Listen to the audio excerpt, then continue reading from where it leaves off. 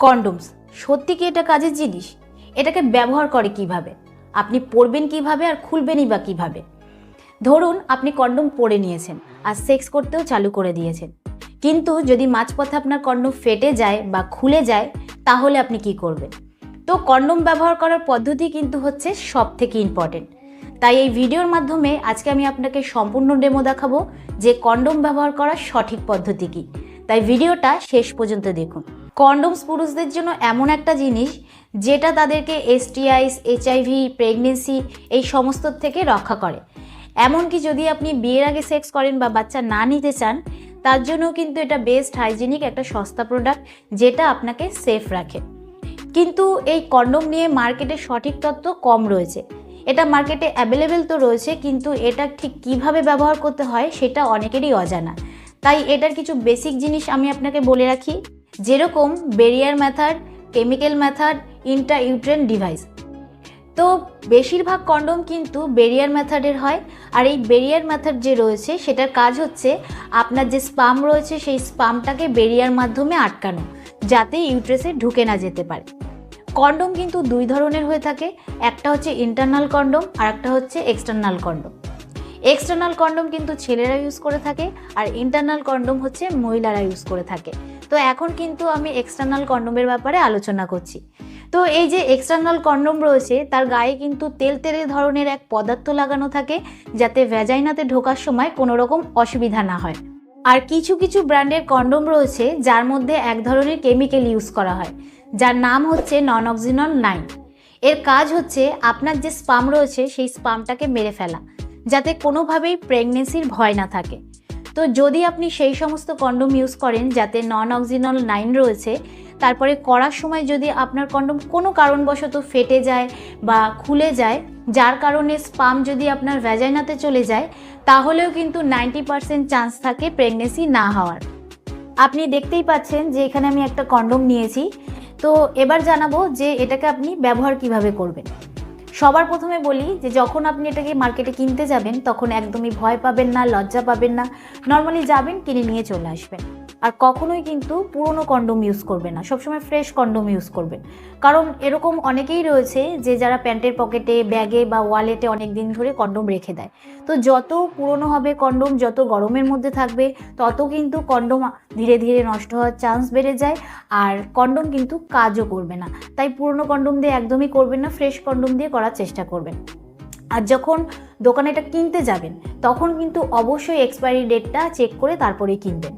কারণ এক এক সময় আমরা এতটা তাড়ার মধ্যে থাকি যে ডেট চেক করতে ভুলে যাই। আমরা ভাবি যে দোকানদার কি ভুল দিয়েছে, ঠিকই হয়তো দিয়েছে। এরকম কিন্তু একদমই করবেন না, নিজে আগে ডেট চেক করবেন তারপরেই কিন্তু কিনবেন। দ্বিতীয় হচ্ছে এটাকে খুলবেন কিভাবে, একটা ইউজ করে দেখাচ্ছি আমি।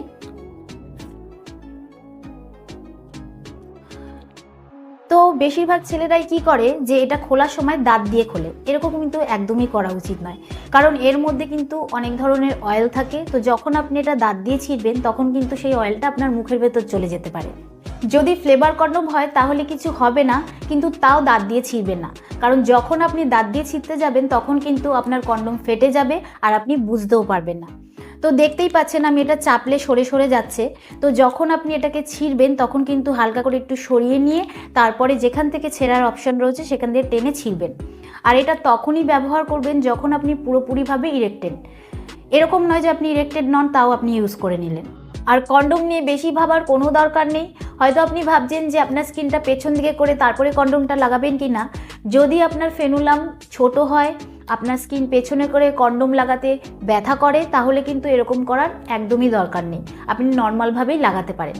কিন্তু যদি আপনার ফেনুলাম বড় হয়, আপনার যদি ব্যথা না করে, আপনার যদি মনে হয় যে আপনি স্কিন পেছন দিকে করে তারপরে লাগাবেন, তাহলে কিন্তু লাগাতে পারেন। এবার জানবো যে কন্ডোম আপনি কিভাবে পরবেন। কন্ডোম পরতে পারাটা কিন্তু খুবই জরুরি, কারণ বেশিরভাগ ছেলেরা ফেলিওর হয় কন্ডোম না পরতে পারার কারণে। তো যখন আপনি প্যাকেট খুলে কন্ডোমটা বের করবেন তখন কিন্তু দেখতে পাবেন যে আপনার কন্ডোমের মাথার ওপরটা এরকম মুখের মতন রয়েছে। তো এই মুখটাতে কিন্তু আপনার যে স্পাম রয়েছে, মানে বীর্য রয়েছে, সেটা জমা হয়। তো যখন আপনি আপনার লিঙ্গর মধ্যে এটা পরাবেন, ভাবুন এটা আপনার লিঙ্গ। তো যখন আপনি লিঙ্গর ওপর পরাবেন ঠিক লিঙ্গর মাথার উপরে এরমভাবে রাখবেন যাতে মুখটা ওপর দিকে থাকে। অনেকে কি ভুল করে যে এই মুখটাকে নিচের দিকে করে ভেতর দিকে করে পরে। তো যদি আপনি ভেতর দিকে করে পরেন তাহলে কিন্তু কন্ডমটা উল্টো পড়া হয়ে যাবে, এতে কিন্তু কন্ডমটা নষ্ট হয়ে যাবে, কন্ডমটা কোনো কাজ করবে না। তাই যখনই পরবেন তখন কিন্তু লিঙ্গর ওপর এরকম রেখে মুখটা যাতে ওপর দিকে থাকে। তো আপনার পেনিসের ওপর কন্ডমটা রাখার পর কিন্তু আপনাকে ধীরে ধীরে পেছন দিকে কন্ডমটা খুলে পরাতে হবে।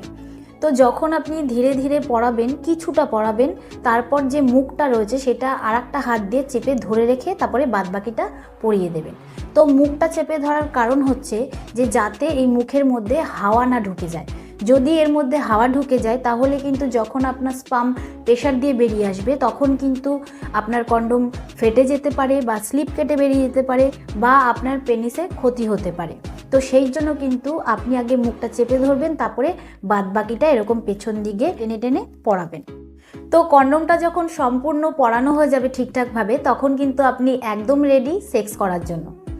এবার জানবো যে এটাকে খুলবেন কিভাবে। তো যখন আপনার ডিসচার্জ হয়ে যাবে তখন কিন্তু আপনি একদমই অপেক্ষা করবেন না পেনিস ঢিলে হওয়ার জন্য। আপনার পেনিস ঢিলে হওয়ার আগে কিন্তু আপনাকে কন্ডমটা খুলে ফেলতে হবে, কারণ যদি আপনার পেনিস ঢিলে হয়ে যায় তাহলে কিন্তু যে স্পামটা এই মুখে কালেক্ট হয়েছে সেটা কিন্তু বেরিয়ে আসবে এবং এদিক ওদিক লেগে যাবে। তো এটাকে এবার খুলবেন কিভাবে? তো ঠিক যেরকমভাবে পড়েছিলেন সেরকমভাবেই কিন্তু আবার উল্টো দিকে আস্তে আস্তে আপনাকে গুটিয়ে খুলতে হবে। তো যখন খুলবেন তখন কিন্তু এই যে কন্ডমের যে মুখটা রয়েছে সেই মুখটাকে চেপে ধরে তারপরে আপনাকে আস্তে আস্তে খুলতে হবে।